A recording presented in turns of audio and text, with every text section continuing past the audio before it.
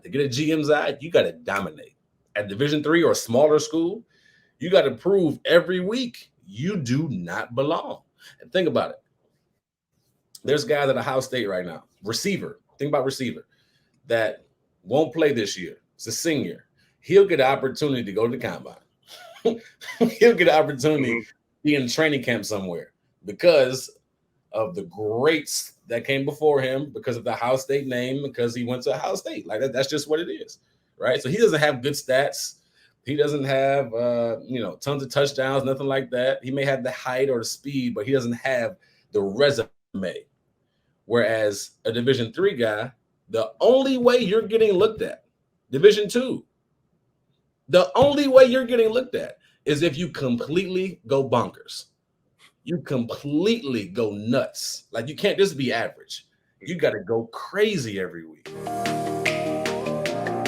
Varsity House Podcast. I'm your host, Shaun Crawford, co-host Carl Jones, and we got a special guest this episode for you, a local legend from my community, Carl community, Cleveland, Ohio, Cecil Shorts III. Cecil, appreciate you coming on.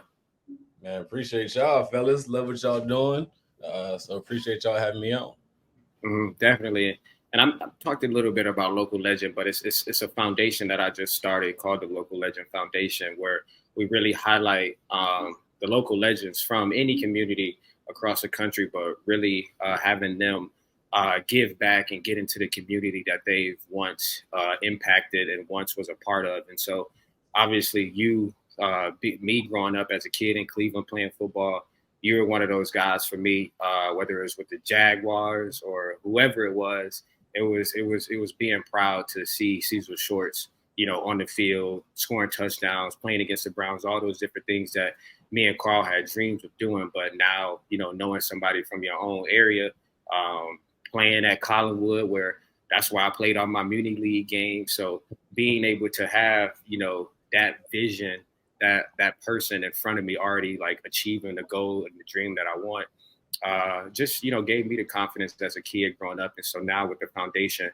through different events, different camps, all those different things, we want to connect them and continue to build that bridge to the next level. So again, I appreciate you coming on. Legend to me, legend to the city, but also just a legend to the community you're in now and the things you're doing now. So I did some research about you, but I want you to talk about a little bit of what you're getting into, the youth, impacting the youth and being in the community, being at a school. Man, well, first off, thank you. Kind words. The same way you felt is how I felt with guys like Chris Chambers from the neighborhood, guys like Ted Ginn, guys like Dante Whitner, Pierre Woods. There's so many guys, Troy Smith, that grew up in the same city, same area as you, went to local schools, and you were able to see them play at a high level, where it was Ohio State or Michigan or just any college ball on TV. And then for them to go to the next level and have success, it's motivation, man. It's something that I think is needed in all communities, is somebody to look up to, somebody that's looks like you, somebody that is going where you want to go, and somebody to give you hope, right? Because sometimes you feel hopeless depending on your situation, depending on what's going on at home, depending on your surroundings. So it's amazing.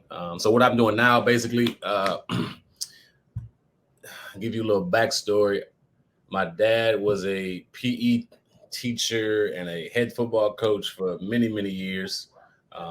He coached high school track, baseball, basketball, football, and me and my siblings grew up around it. So I seen the impact that he had through sports on the children of the neighborhood. He would drive around 5 a.m. in the morning, going to the south side of town, going to the east side, going to the west side of town, picking up kids to take them to Collinwood. And if he didn't pick them up, they weren't coming to school that day. Take them to Collinwood, be 5 in the morning. We're driving through snow, trying to get to school just for a 6 a.m. workout. And then because they're at the workout for football, they're able to go to school that day. I see him talk about his Christianity, his faith, and share what he believes to the young men. There's him being a good example, a good male role model in the community over and over and over again. So not knowing that I wanted to do that, I watched my dad do it for 2, 3 decades, still doing it today at Brush High School. And that's kind of what I'm doing now. So I'm the dean of students at Second Baptist School, which basically is like an assistant principal type role where I'm in charge of discipline. So I build relationship, and then I gotta hold them accountable when they do make a mistake, right? But how I do it is through coaching as well. So I coached high school football the last 4 years. This year I took a year off and only doing middle school sports because my son is in 7th grade now, so he got a chance to play middle school football. So that was kind of cool to be able to coach him up. But when you're coaching, it's a different realm, right? So every kid that's out there, most kids out there, they want to be out there. So you can coach and show passion, and they kind of have a respect for you. So now we get in the schoolhouse, they know I'm coming from a place of love. I'm building that relationship. So when I do got to come down, they acting silly in class or they make a mistake here, they know I'm coming from a place of love. So it's not like I'm battering or trying to push them down for no reason. And the same thing with the girls. So I coach girls basketball now and girls softball. And that's just a way for me to connect with the young ladies as well. So anytime I get to do that, it's a blessing. I used to host football camps back home for about 3 or 4 years before COVID happened. And then COVID kind of slowed down things. And we had to be more careful, but hopefully we can get that going again soon. It's always been a dream of mine. I'll never forget Chris Chambers, who actually started at Glenville High School, then ended up going to Bedford, going to Wisconsin, playing a long time in the NFL. He used to have a camp every year at Bedford High School. Bedford, yep. And that used to be the highlight of the summer, man. It used to be all the local teams there, all the teams around the city for the 7-on-7, for the individual part. And that motivated me to have my own camp and to do something similar like that. So definitely the people before me helped me have a vision, have an idea of what I wanted to do. And now I'm kind of doing it my way. Well, I mean, you sound pretty busy. So, but I do want to talk about, now you being in a coaching aspect, and then now and from watching your dad coach your siblings, but also coach your teammates and things like that. My dad never really coached me after grade school. So like after Muni League and those things, I never got coached by my parent. But now, you being in that position and probably seeing how hard he was on you and pushing you and motivating you in a certain way to where it's like sometimes you probably thought that he ain't show the same love that he showed you at the house. So now you coaching your kid. Yeah, is there any similarities there? It's tough, man. I don't know how he did it because he coached me in everything. Like he was my hurdle coach in high school. He coached me from little league all the way up. Now he wasn't my muni coach, but he taught me all the skills. He taught me, and he was my coach in track all the way through college, up until college. He was my coach in basketball from when I was little all the way up to high school. So I have more of a respect for him, understanding how hard it is now, right? I coached my son in like Little League baseball, like the assistant. That wasn't nothing. He's 6, 7, 8 years old. And I never pushed football on him. I'm like, it's already enough pressure because he's Cecil Shorts IV, right? So I'm like, it's always enough pressure that, hey, you got to live up to what your dad did, right? And I was never a superstar, but he got to live up to that name. I'm like, I'll never push football on him at all. But this past summer, 6th grade, and then this past summer, he's like, I want to play. I want to play. No, you got to teach me. I'm like, I want to play. So we kind of put some work in, and he ended up winning the quarterback spot for our 7th grade team. So me and my dad, what I struggled with was when my dad was a coach and when my dad was a dad, right? So on the field, I had to call him coach. Off the field, he was dad. So I struggled with, why are you always getting on me? I struggled with taking criticism from him on the field because I thought he was just coming at me because I was his son. And then now I look back at it, I'm like, so I kind of went about it in a strategical way. And I struggled this year because there was moments where I think I was too hard. And then there was moments where I was probably maybe too laid back because I'm trying to find that happy medium of, okay, what does he need? Because my son's different than me. My son's more like his mom.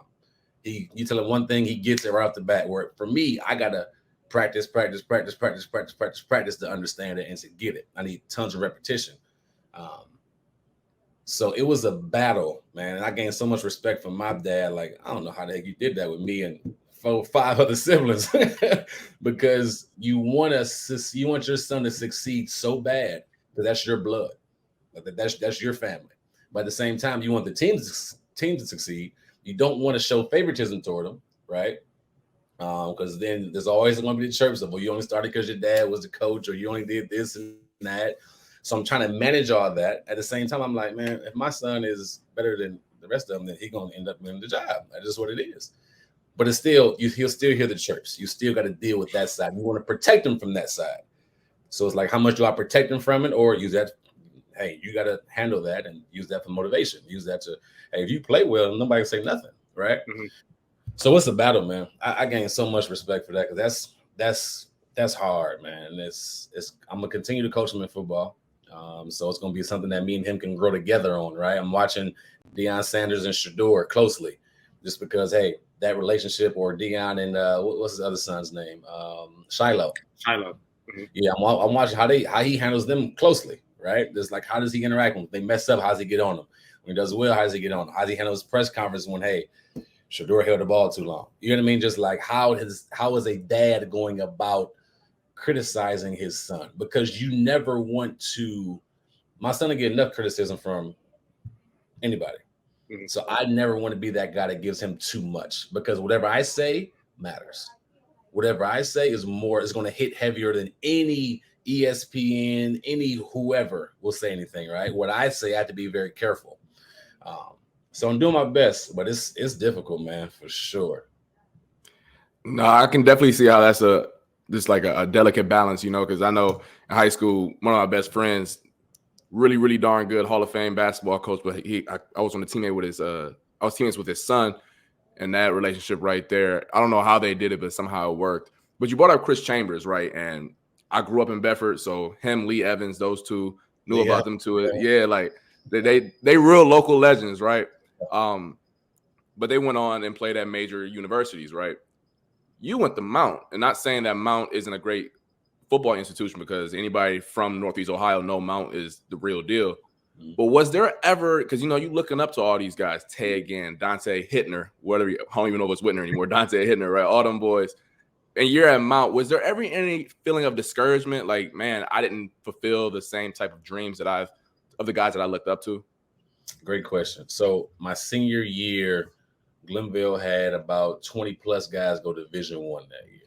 Oh shit! I want to say it was like 22-ish, somewhere between 22 and 26 guys. They went Division I that year. Goodness. And as a team, they were better than our team at Collinwood, right? But on an individual basis, it's like, yo, I'm just as good as some of these guys. Some of these guys will be faster, whatever, but I'm just as good as a lot of these guys here. Why am I not getting the same opportunity, right? Why am I not getting the same looks?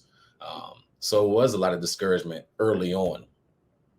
When I first went to Mount, my goal was to get an athletic scholarship. But Division III does not give athletic scholarships, right? I had a few Division I schools on my tail. It was University of Akron, Eastern Michigan, and University of Buffalo.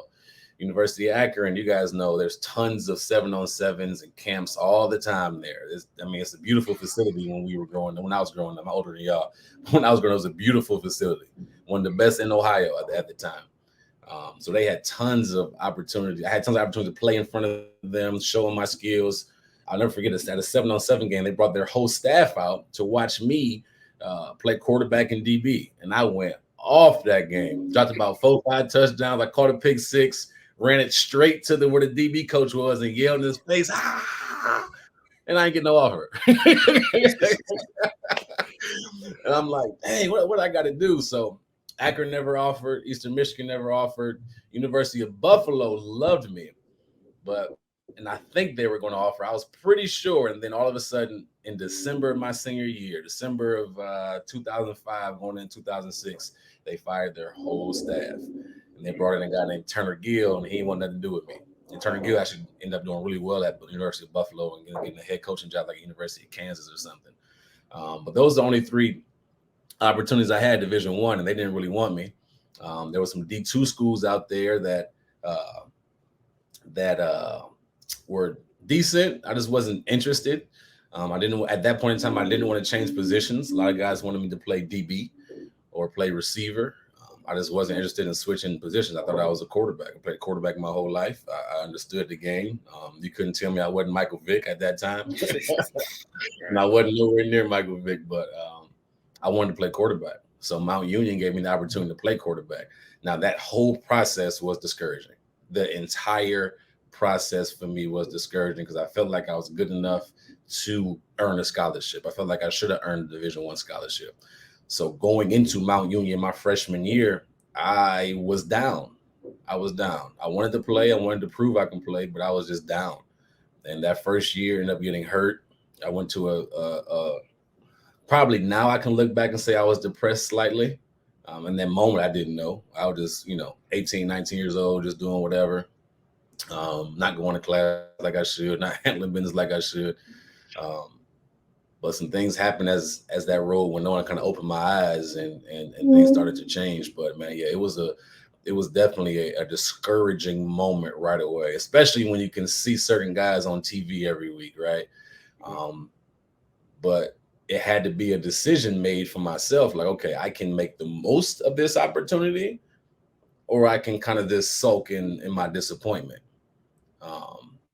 So as time went on, and I'll be honest with you, my dad always told me, like, hey, if you want to play in the NFL, it doesn't matter where you play. You have to dominate your level. You can't just be good. You can't just be all conference. You can't just have a good game.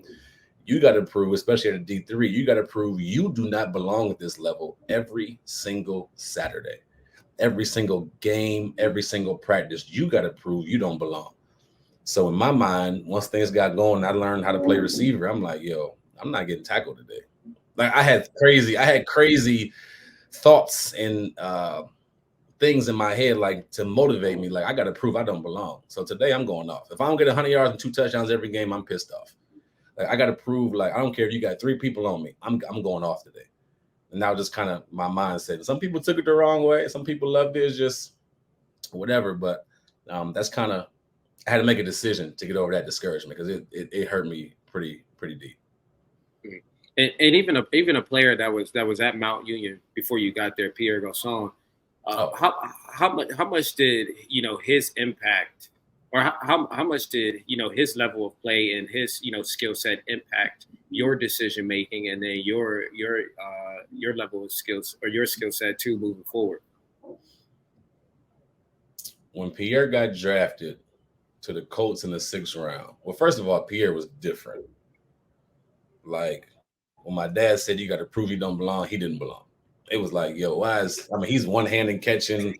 He's doing all type of crazy stuff, looking at people and then do the Superman pose at the end. Like he was unreal, the stuff he was able to do. But when he got drafted in the 6th round, I can't remember what the year it was, 2009 maybe. That was my first year playing receiver. I redshirted my first year. Then my second year was my redshirt freshman year. I was behind 5 seniors. So it was 5 seniors at receiver. Pierre was the top one, and then it was me and a guy named Vince Petrozello. We were 2 redshirt freshmen together, kind of just waiting our turn. So we learned a lot from those guys. And when he got drafted that year, at the end of his year, I was like, wow. Like, you can get drafted from a Division III? Like, this is a thing? And I don't know if you guys know football, but we have tons of coaches from Mount Union in the NFL, across Division I football. I mean, it's ridiculous. The defensive coordinator, well, maybe he's not doing good right now, but at USC is from Mount Union. The head coach of the Philadelphia Eagles is from Mount Union. You know what I mean? Like, it's so many people that people don't even realize. Iowa State, Matt Campbell, Mount Union. Like, it's so many people. I can go on and on. Jason Candle at Toledo right now, that were coaching us. Like, these guys were coaching us at Mount Union in the years of 05 to 09-ish, right? So we benefited from that. But when Pierre got drafted, that opened my eyes. But Pierre's success is the reason I was drafted. So Pierre, rookie year, he didn't do much. He had like Marvin Harrison, Reggie Wayne, those guys around him. Anthony Gonzalez, you guys are familiar with that name. St. Ignatius guy, Ohio State guy. And then Pierre's second year, he went nuts. They went to the Super Bowl that year. He's playing with Peyton Manning. He had like 800 yards receiving, 6-7 touchdowns. He's a playmaker. He's kind of stepping into like, okay, Reggie's getting older. Marvin Harrison's getting older. Anthony Gonzalez is playing well. So it was like kind of Anthony and Pierre really emerging. So the NFL is a copycat league. So the Colts found this guy from this school. Somebody else from the 31 other teams is like, hey, let's go look at Mount Union and see what else they got. If they find this guy there, I wonder who else is back there. And Pierre motivated me so much that at that point in time, it was like, you know how they got like Carmelo, the Hoodie Mello, and all that type of stuff. I went like black mode. I'm just like, all right, cool. Let's just grind. Like, let's just go after it. So my first year as a full-time receiver, which was my redshirt sophomore year, it went crazy. Like 23 touchdowns, 1,600 yards, 30 total touchdowns that year, right? So I got a little buzz for myself. And Pierre's still going off in the league. So the next year, same thing, 1,900 yards, 30-something touchdowns altogether from returns and stuff. So I'm doing well, and then Pierre's doing well. So that's bringing more eyes to the school. Now you got, multiple scouts coming up week in and week out. But I was drafted higher than Pierre because of Pierre.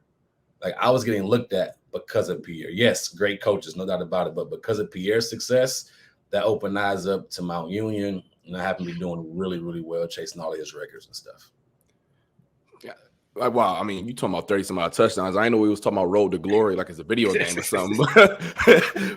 But I do wonder, though, because I've always wanted to talk to somebody from Mount about this, especially because you was at Mount during the glory days. And I know they're still having success now, but you were there when Mount Union was really Mount effing Union, right? Yeah. You won 2 natties when you was there. Yeah. Like, how is that culture of, like, I'm not going to lie, y'all be dominating the whole regular season, probably like 13 out of y'all 15 games. Y'all out here like against teams who don't really belong on the field with y'all. Mm-hmm. How was that like type of atmosphere? Because y'all really probably didn't play a close game into the semifinals. The culture, that's a great question. Because I mean, you talking about you got NFL coach. I mean, Campbell was at Toledo when I was coming out of college. Coming out of high school, excuse me. Campbell as well. I mean, my Sirianni, like this. What was all that like? Well, they weren't who they are now then, right? They were still darn good coaches. And you can see what got them there. But the culture, like you hear Mike Tomlin say a lot, the standard is the standard. So coming into the year, we know every year we're national championship or bust. There's nothing else in between. We don't even have because we won, I think, we just won the OAC again this past Saturday against John Curl. It's like 34th time or something. We don't even get rings for conference. We don't do none of that. We don't celebrate conference titles. It's either championship, you get this huge banquet, or there's nothing. So we can go 14-1, win conference, go to the national championship, lose on the Hail Mary. There's nothing. We come back from Christmas break, it's grind time. That's what it is. But there's an expectation of excellence every single day of practice. There's an expectation of greatness every single day of practice. There's an expectation of you becoming a man every single day. They hold you to a standard there, and the standard does not move. You're either going to meet that standard or you don't. And there is tons of people that leave. Like I came in with 100+ freshmen. Some recruited, some not recruited, right? But you are able to walk on. They're not going to turn anybody away. It's Division III. They're not going to turn anybody away. So we had 3 or 4 freshman teams. There's a purple team, a white team, and a black team. So you really had to earn your way. If you're going to live up to the standard, you'll get noticed. You'll get playing time. If not, you'll fall to the wayside. You'll transfer. You'll quit football, whatever the case may be. But the culture was serious. Like Coach Cares, who is now in the NCAA Hall of Fame. I think in his 23 seasons, he had 22 losses. It was unbelievable the expectation and the standard they had for us. And I took it for granted because when I got in the league, I didn't win a lot. You kind of get like spoiled, right? You just get spoiled. Right. Used to winning. I used to win 14 times a year, at least. Like, I think I lost in my 5 years there, I lost 3 or 4 games. 57-3, I think it was. Like it's unreal the amount of winning and the amount of work and the standard that's in place. And that's just kudos to Larry Karras and the rest of the coaches that came after him and who he tutored and how he does and how he goes about his business. But they were serious about developing us as young men and then holding that standard each and every day at the football practice and games. And hearing you talk about Mount now and the standard and the culture that you helped build and that is probably still there today, the landscape has changed completely since you've been in college and talking about NIL, talk about the transfer portal and those things. But hearing you talk about it, Mount Union is every real football player's dream. It's what you talked about is going out there and earning it and not being given anything, whether it's the money, the facilities, or anything like the fans, the whole production thing that you may get at a Division I school is the real nitty gritty grinding, and you will be rewarded on the back end of it. But like now with the whole landscape of NIL and transfer portal and you talk about Dion a little bit earlier in the pod where he goes out and recruits different kids and brings them on his team, regardless of where they're at and regardless of year that they're in. And so looking at a school like Mount who can find that gem like they found you and, work them and craft them and help develop their skill set, do you worry for a school like Mount that, that they may have kids get plucked out of there from Division I schools or bigger schools like that?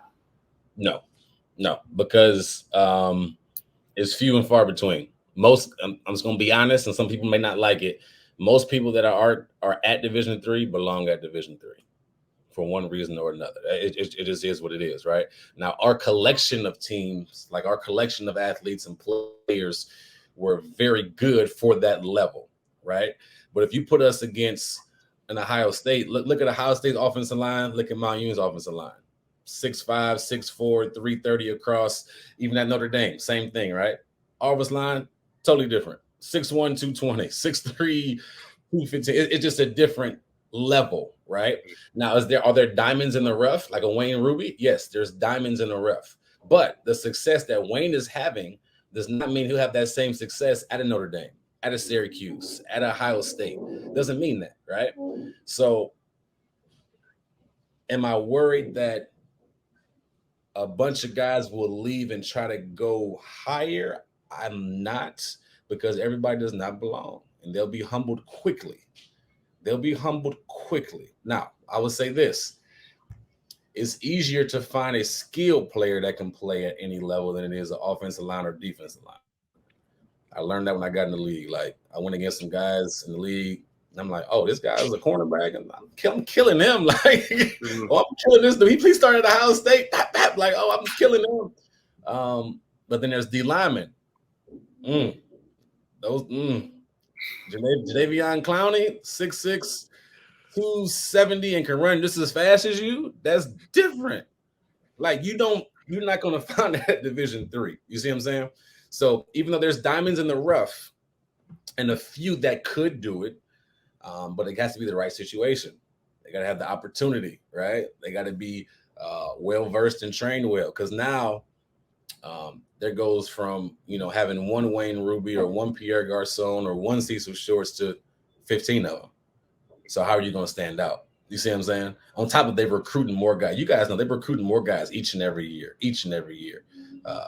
So it's hard, man. It's hard. I don't. The guys that are blessed to go Division I, you were there for a reason. So I don't think it would be tons of guys that are leaving Mount or a good Division III and going higher. It could be a few, but it won't be like a plethora of guys moving up, because everybody cannot do it. And that's one thing that's interesting. A lot of people are like, oh, Mount Union, y'all get turned to transfers. Nah, we actually don't. We get guys that come in hungry. We get guys that are overlooked, that are overshadowed, that didn't get the opportunity to go higher and are still good football players, right? Still want to win a championship, get the opportunity. And the guys that last understand the grind mentality. Like, we used to grind, man. Like, it was literally, and that's one thing I ended up falling in love with, was the process of getting better.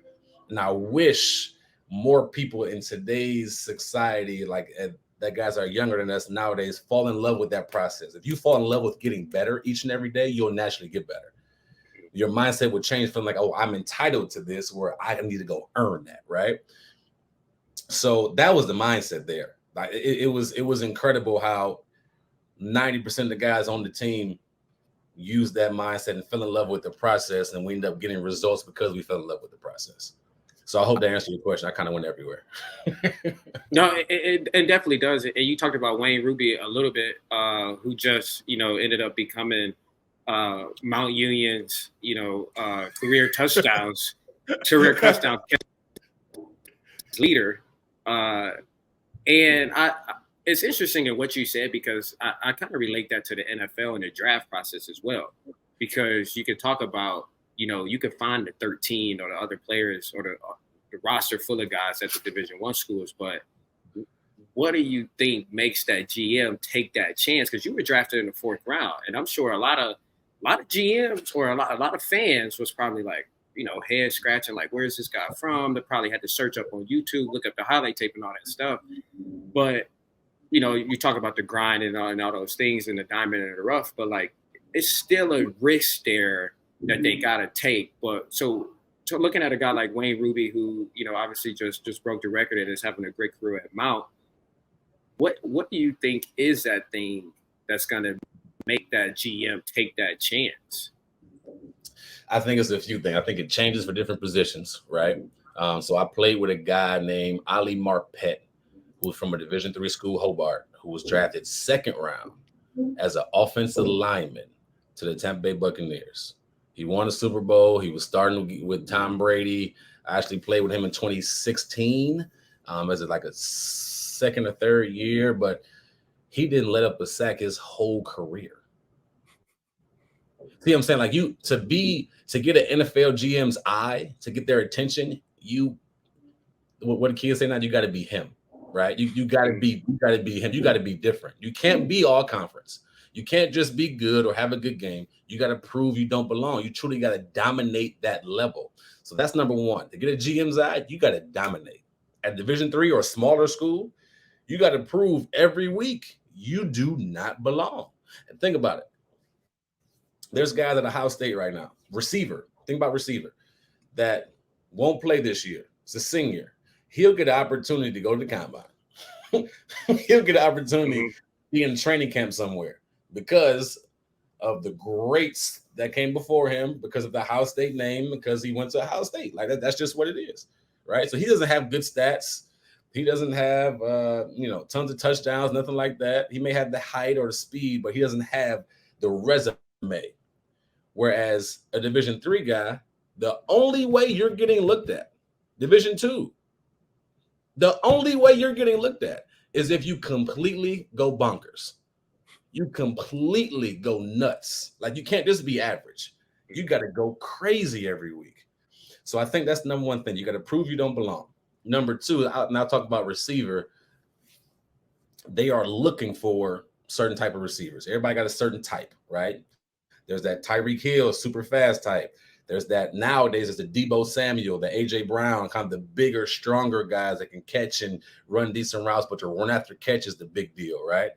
Then you got the Devontae Smith type, the smooth route running, can they get open type of guys. So when you look at certain positions, mainly receiver right now, I look at Wayne Ruby, he's catching attention because number one, he's dominating. Number two, he's a smooth route runner.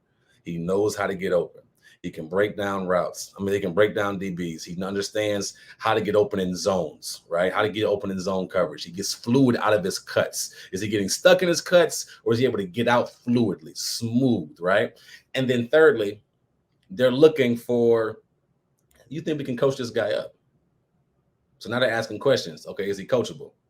They're calling the high school coach. Hey, Wayne Ruby, how was he in his in his sixth period English class? Well, how was he as a player on your high school team? Then they go into college. They call whoever the head coach for the college is. Hey, how is he here? How is he there? Receiver coach, how is he here? How is he there? So I think those are the three big things. But for a D3 guy, you got to dominate. Like, you have to. And I expect Wayne to probably get drafted. I do. I honestly do. Because he The numbers are there. He's proven that his dominant, even though he's been there 10 years, he's proven his dominant. I'm mad at my record, man. That's the only reason he broke the record, huh? That's the only reason. That's the only reason. No, he's nice. Yeah. He truly is nice. And then from a small school guy, you got to show some speed. Like you got to show speed, because that's going to be the biggest thing is the competition you play against. So they're like, okay, he's dominating, smooth route runner. Is he coachable? Can we teach him up? We see some potential in him. Does he have any speed? Can he run? Can he separate against, a Division I or a NFL guy? Can he create separation in those games, in those practices? So it's a lot that goes into it, but I think those are the three main things. Thank you for tuning in to part 1 of Varsity House Podcast featuring Cecil Shorts III. Stay tuned for part 2.